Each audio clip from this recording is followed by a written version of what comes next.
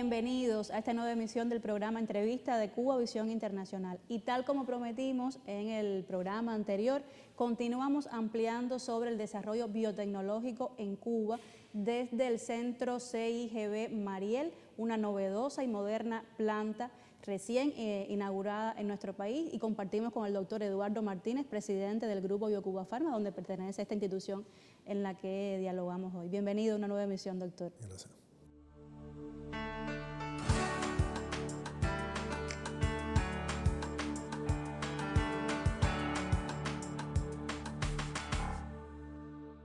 Quisiéramos iniciar esta emisión, doctor, refiriéndonos a las condiciones que realmente han impactado en la escasez de medicamentos en Cuba en este año, en estos últimos 2 años de pandemia. ¿Cuáles son, doctor, las causas reales de que los cubanos no hayamos tenido todo ese cuadro básico de medicamentos, del cual BioCuba Pharma produce el 58% de los medicamentos que consumimos los cubanos? ¿Qué ha impactado? Sí, bueno, BioCuba Pharma suministra al Sistema Nacional de Salud un poco más de 900 productos en total. Medicamentos, que son 359, y también suministra equipamiento, dispositivos médicos, sistemas diagnósticos, un grupo de reactivos también para los ensayos de laboratorio en los hospitales. Y realmente en estos 2 años la situación se ha agudizado, una situación que veníamos desde antes, y se ha agudizado, y en el año, sobre todo 2021, la situación ha sido muy crítica, una inestabilidad en el suministro de medicamentos. ¿Cuáles han sido las causas? Bueno, la esencia es que no hemos contado con las materias primas que se requieren para producir estos medicamentos. ¿Y por qué no hemos contado con esta materia prima? Bueno, para que se tenga una idea, los medicamentos que nosotros suministramos, cuando se calcula si tuviéramos que adquirirlo en el mercado internacional, el país necesitaría más de $1.000 millones para comprarlo. Nosotros solo lo fabricamos con aproximadamente $160 millones. Se fabrican estos medicamentos y los otros productos que le suministramos al Sistema Nacional de Salud. Nosotros este año, más de la mitad del financiamiento del cual pudimos disponer, que no fue todo el que necesitábamos, tuvimos que emplearlo en el desarrollo y la producción de las vacunas para la COVID-19, y también en la producción de los medicamentos del protocolo de la COVID-19. O sea, el 85% de los medicamentos del protocolo los suministramos nosotros. Tuvimos que incluso cuatriplicar, y en algunos casos incluso hasta multiplicar por 6 los niveles de producción de algunos de estos medicamentos durante el pico de la pandemia. Y así todo, incluso tuvimos dificultades con algunos de ellos, precisamente por la cantidad de casos que tuvimos en el país.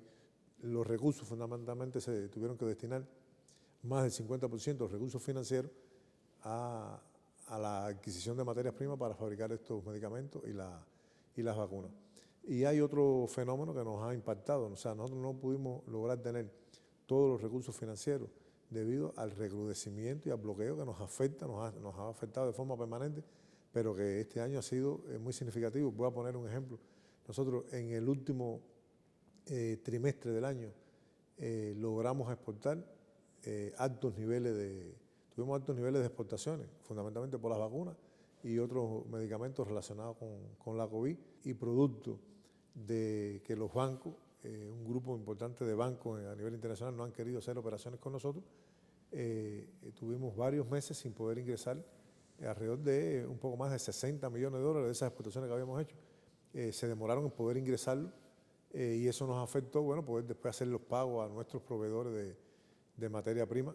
Nosotros pensamos que íbamos a empezar el año 2022 en una situación diferente, porque hay que pagar a los proveedores, existe un problema también en la logística internacional, pero se está trabajando para tratar de tener rápido esas materias primas, y eso no ha podido ser en los tiempos que teníamos previsto, precisamente por esta situación. Sin embargo, doctor, en medio de este complejo escenario de crisis sanitaria, de crisis económica, el presidente Miguel Díaz-Canel Bermúdez conminó a soñar y a crear para obtener soberanía tecnológica. ¿Cuán soberanos somos hoy? Nosotros no sabemos por qué tiempo va a seguir durando el bloqueo, y nosotros tenemos que cada vez tratar de depender menos de las importaciones, y cada vez tenemos que alcanzar más soberanía. Eso es algo que nosotros tenemos realmente muy claro en nuestra organización.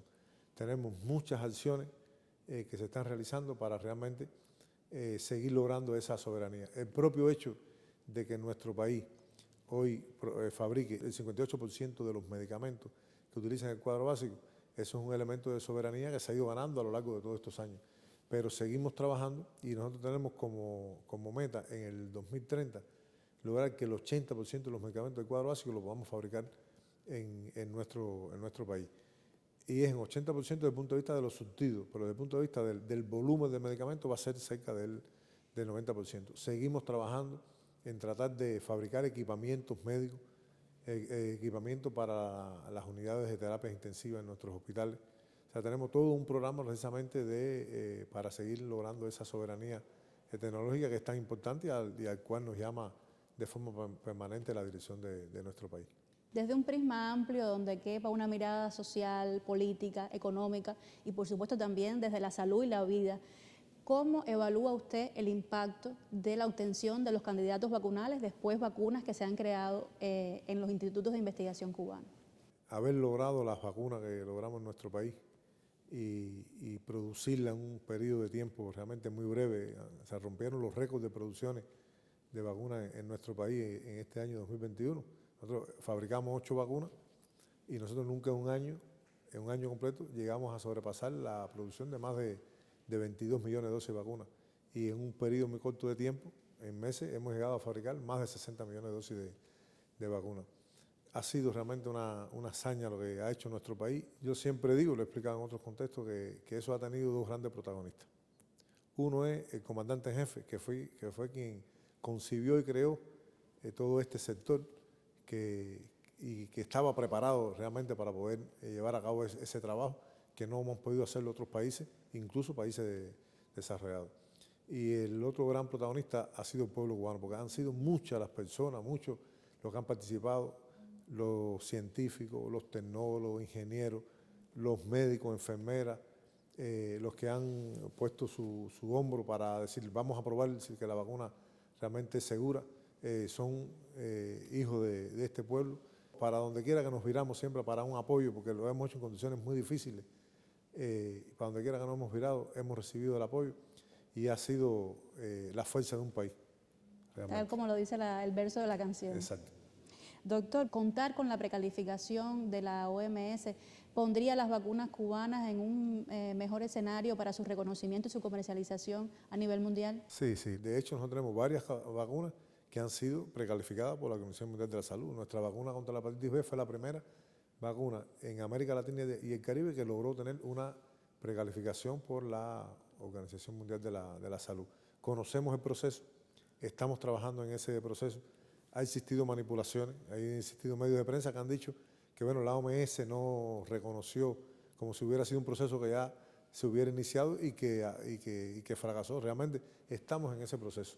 Nos hemos comunicado con la OMS, o sea, tenemos una buena comunicación con la OMS-OPS. Desde el principio le hemos estado hablando de los desarrollos de las vacunas, le hemos mostrado los resultados, pero de forma oficial para este proceso, que inicialmente es un proceso de, digamos, de reconocimiento y después termina en la precalificación, tiene todo un mecanismo. Estamos en ese mecanismo, ya nosotros lo iniciamos oficialmente, enviamos la documentación para el primer paso y estamos discutiendo con la OMS el cronograma completo hasta llegar a tener la precalificación final. Precisamente en esta planta es donde vamos a fabricar la vacuna que va a estar sometida a la precalificación de la Organización Mundial de la Salud. En relación con las vacunas, doctor, se ha dado a conocer la efectividad de dos de ellas, de Abdala y de Soberana 02, pero no son los únicos candidatos en los que ha trabajado Cuba. ¿Qué nos puede decir? Actualícenos al respecto.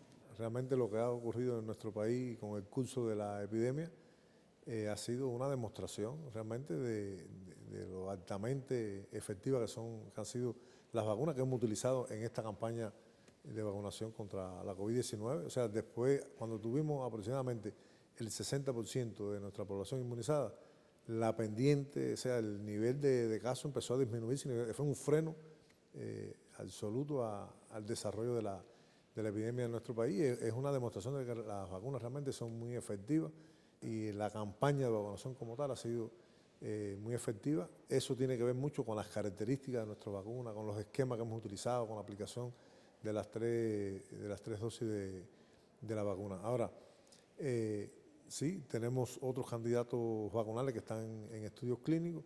Uno de ellos, Soberana 01, está demostrando muy buenos resultados también. Pero quiero hacer énfasis en el caso de la vacuna Mambisa. Mira, las vacunas que se han desarrollado en el mundo, incluidas estas nuestras que se utilizaron en la vacunación, si bien han sido muy efectivas para evitar la hospitalización y el paso a la gravedad y la muerte, realmente no logran cortar la transmisión.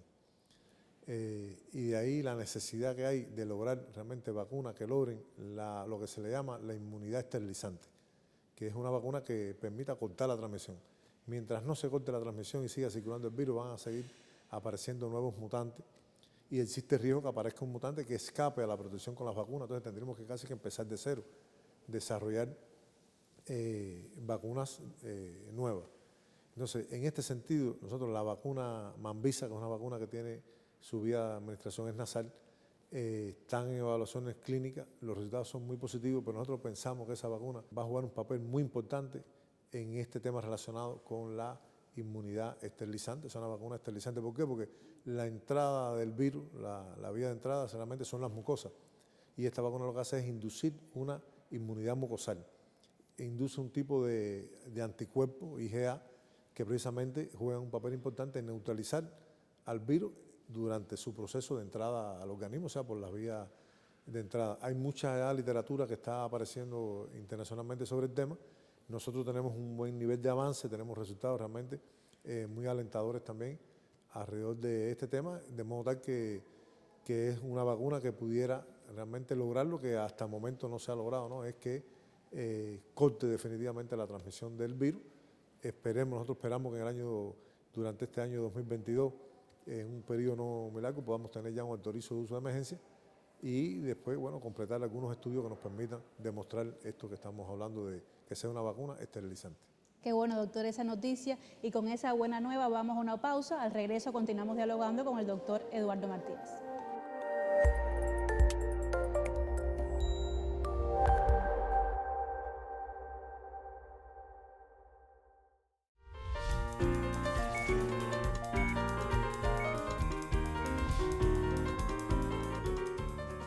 La soberanía tecnológica es muy importante para cualquier país.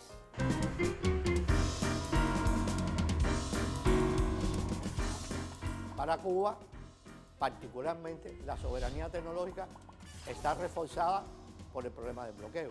Por eso, para nosotros, implica un grado de libertad. La soberanía tecnológica en BioCuba Pharma está en el desarrollo y la producción de medicamentos y además de los equipos y dispositivos médicos.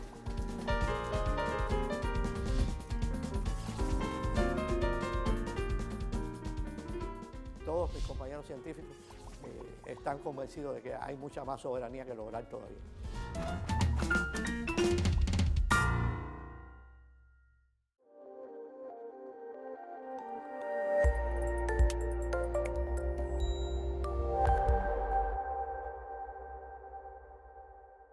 Volvemos a esta conversación con el doctor Eduardo Martínez, presidente del grupo de BioCuba Pharma.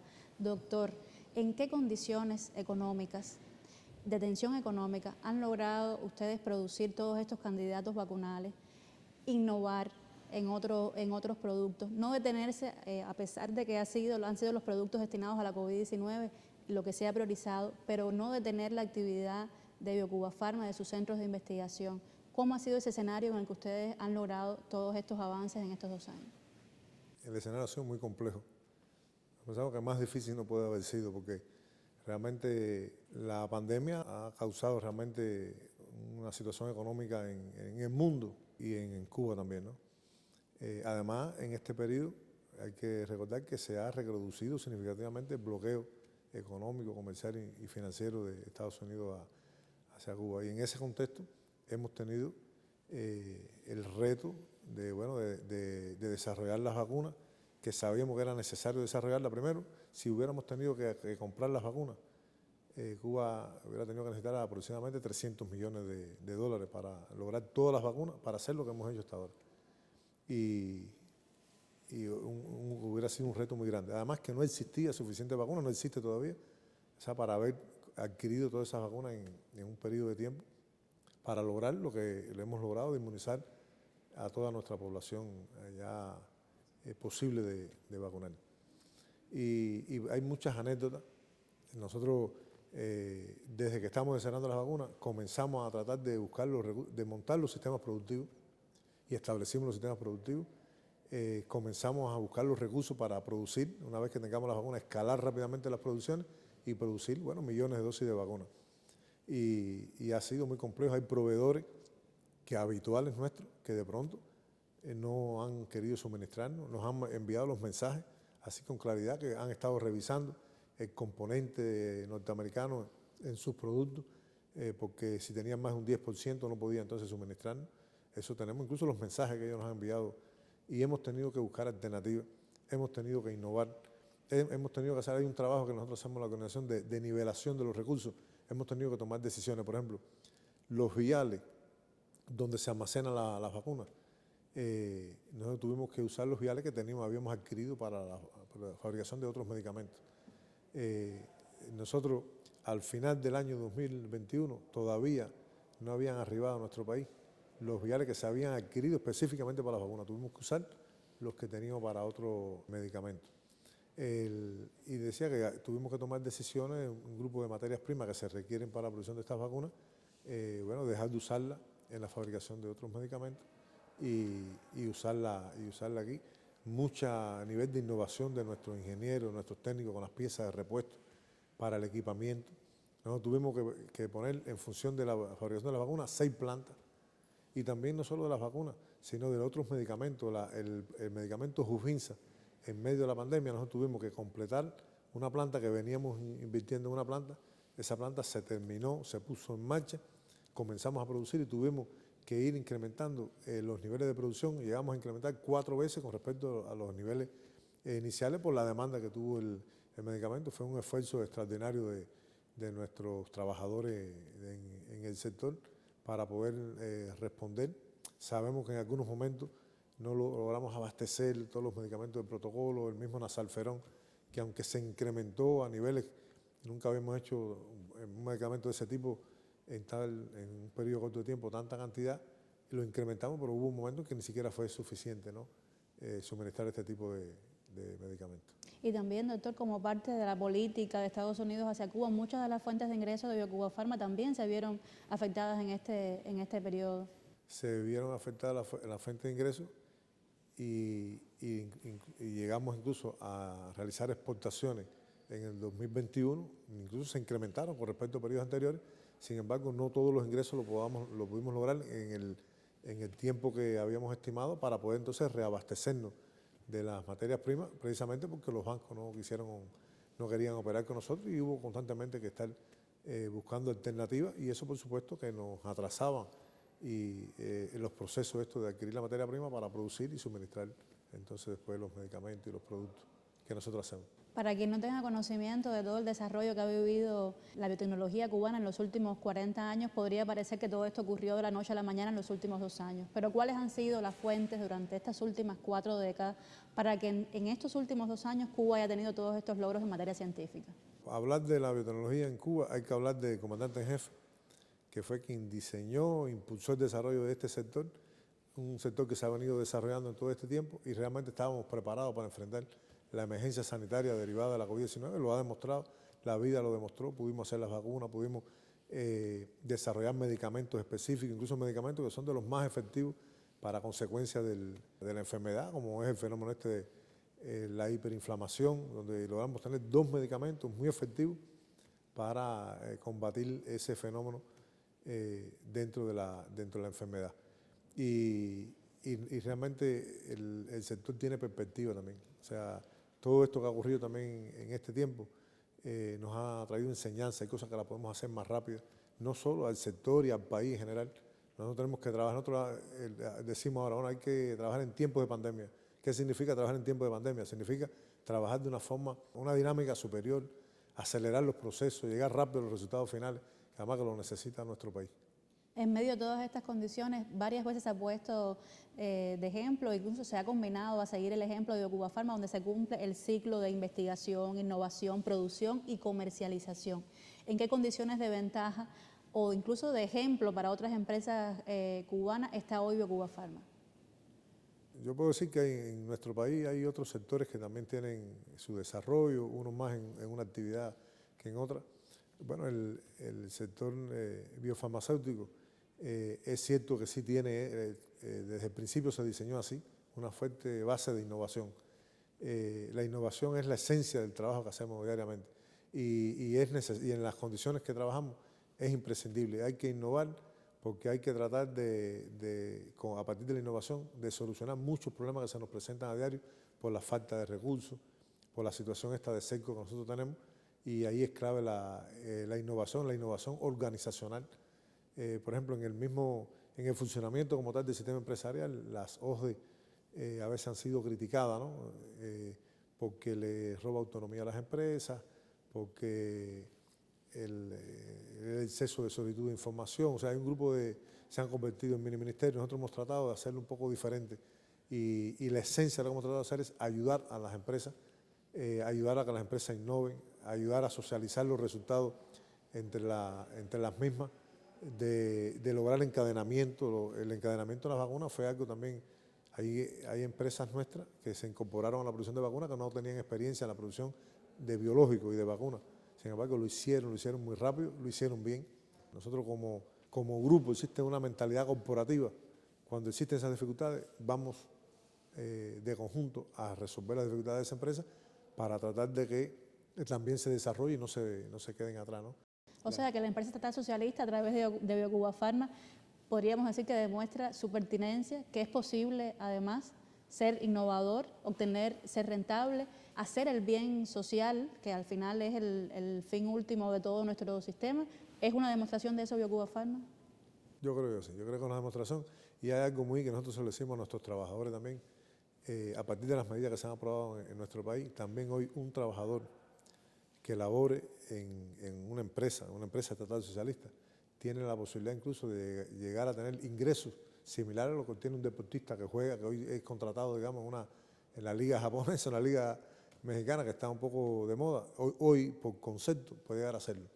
¿Por qué? Porque incluso hemos aplicado hay una resolución del SIGMA que le permite a los que generan patentes y también a los que generan innovación, que ellos también, a partir de las utilidades que generan las ventas de esos productos derivados de la innovación, ellos directamente también se benefician, además del beneficio de todos los trabajadores, ellos se benefician. De modo tal que hoy existen todas las condiciones en nuestro país para que una empresa y sus trabajadores que contribuyan al desarrollo del país, que le dé beneficio porque exporta o porque le suministra productos que son necesarios y sustituyen importaciones, se beneficia el país, se beneficia la empresa y se beneficia directamente el trabajador, además del beneficio indirecto, producto del beneficio que recibimos todos por la seguridad social y todos los beneficios por las cosas que se logran en el país. ¿Cómo usted evalúa el impacto que ha tenido la comunicación de todo lo que ha hecho BioCuba Pharma en la apreciación que tienen los cubanos y también los que más allá de las fronteras cubanas han accedido o han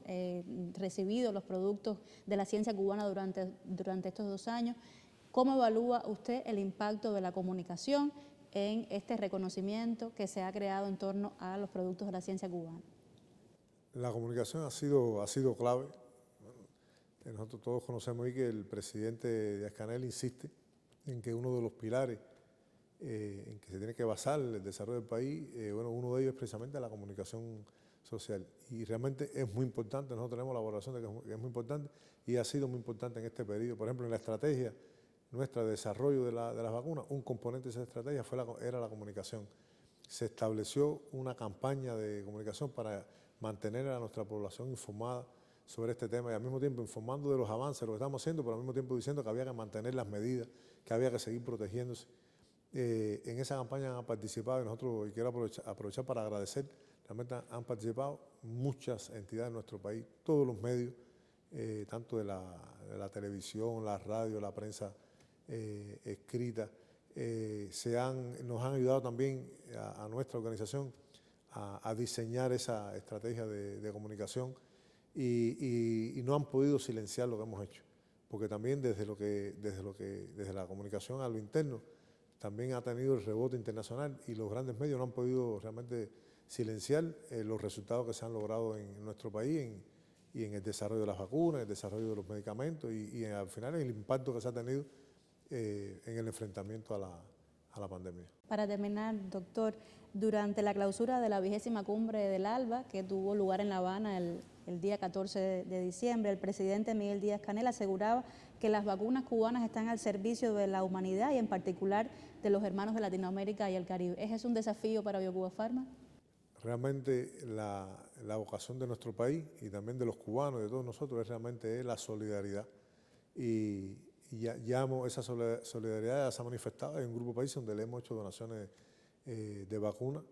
Los precios a que nosotros hemos suministrado las vacunas no son precios abusivos y estamos trabajando con un grupo de países también en el apoyo, incluso hasta que ellos logren, para que ellos también hagan producciones de las vacunas que pensamos que va a necesitarse para las dosis de refuerzo en el tiempo y estamos listos para cumplir con ese ofrecimiento de nuestro presidente al mundo y a la región de América Latina y del Caribe. Muchas gracias, doctor, por este diálogo extendido con la audiencia de Cuba Visión Internacional y por compartir con nosotros tan buenas noticias en este momento también de incertidumbre en que a veces vivimos en medio del escenario de la COVID-19. Gracias a ustedes. Nosotros le invitamos a seguir en Cuba Visión Internacional y a contactarnos a través de nuestras redes sociales.